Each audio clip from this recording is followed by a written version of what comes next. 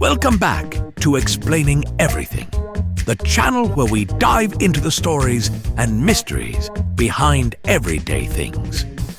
Today's question comes from one of our curious viewers, Buttercup0410. Thanks for the question, Buttercup. You asked, why is it not safe to leave your umbrella in Japan? Now, you might be thinking, Japan, unsafe. But they have vending machines that sell hot soup and nobody touches your bike. True, Japan is famously safe, organized, and polite.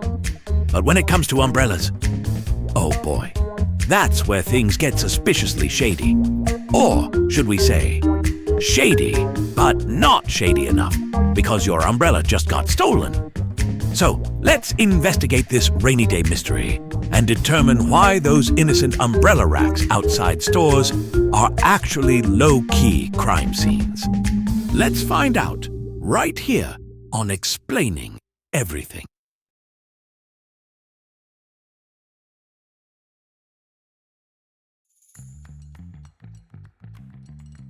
First, you need to know that in Japan, umbrellas are everywhere. It rains a lot, and I mean a lot, especially during the rainy season, known as tsuyu, which lasts from June to July. Because of that, umbrellas are basically like an extra limb. People carry them around the way we carry phones, casually, constantly, and with absolutely no regard for where we last put them. And since it's inconvenient and wet to carry your umbrella into every single building, Japan has this cute little umbrella stands outside shops, restaurants, train stations, even convenience stores. Sometimes there are locks on them, but let's be honest, who actually locks an umbrella? That's like padlocking your flip-flops.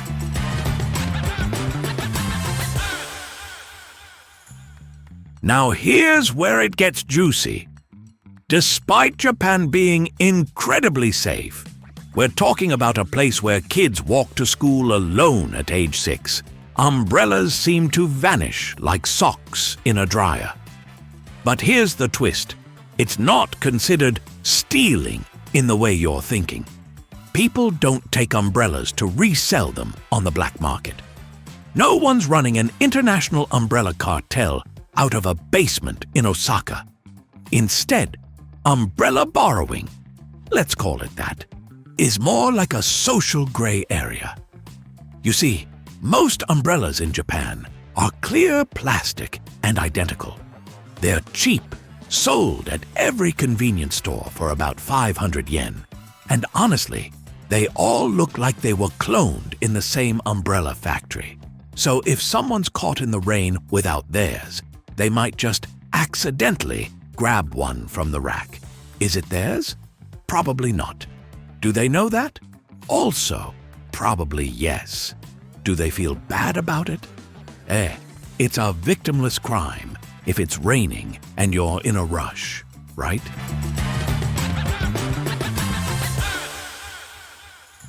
So why do people feel okay about this? Because the umbrella world in Japan is like an unspoken sharing economy. It's like, take a penny, leave a penny, but damp and mildly disappointing. Some people justify it by thinking, I'll bring it back later. They won't. Or, I've had mine stolen before, so it's karma. Still not how karma works. Others genuinely mistake someone else's umbrella for their own. Again, remember the clear plastic clones. Picking the right umbrella from the rack is basically a memory game where you always lose. It's like a polite version of the purge, but only for umbrellas and only when it's raining.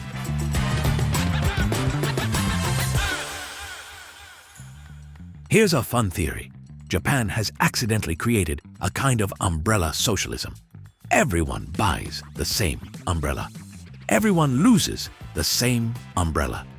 And eventually, everyone steals the same umbrella. Maybe even the same one you lost last week. It's the circle of strife. You give to the rain, and the rain gives back someone else's umbrella. And that, my friends, is how strangers indirectly share things in Japan without ever making eye contact or saying a word. Beautiful, also mildly chaotic.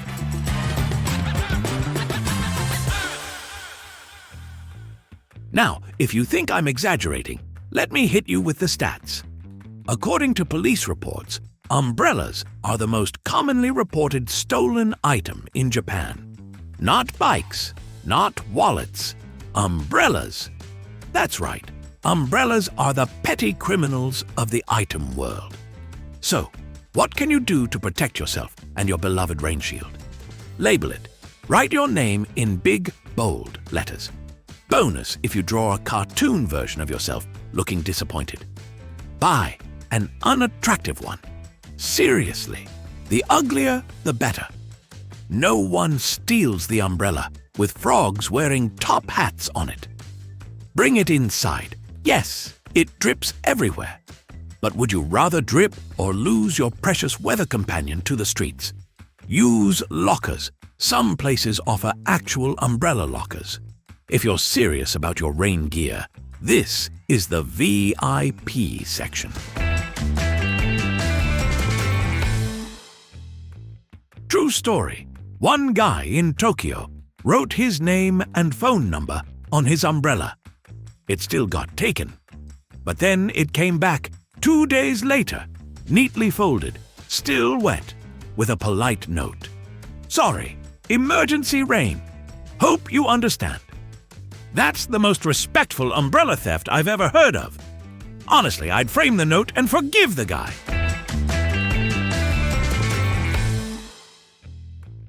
Technically, yes. Taking someone's umbrella without permission is considered the theft under Japanese law. But in reality, it's not treated like grand larceny. It's more like a soggy faux pas. Police are unlikely to chase you down over a 500 yen umbrella, unless you get dramatic about it. So if you're visiting Japan and your umbrella disappears, don't take it personally. You've simply joined an elite club of confused foreigners and slightly damp locals. So, what have we learned today? Japan is super safe, but umbrellas live dangerously. Most umbrellas are clear plastic and look like identical twins. Borrowing umbrellas is a weirdly common and socially tolerated habit. If you love your umbrella, lock it up like it's made of gold. And finally, if you lose one, you'll probably steal someone else's eventually and restore balance to the universe. And remember, in Japan, trust the sushi, trust the vending machines, but never trust the umbrella rack.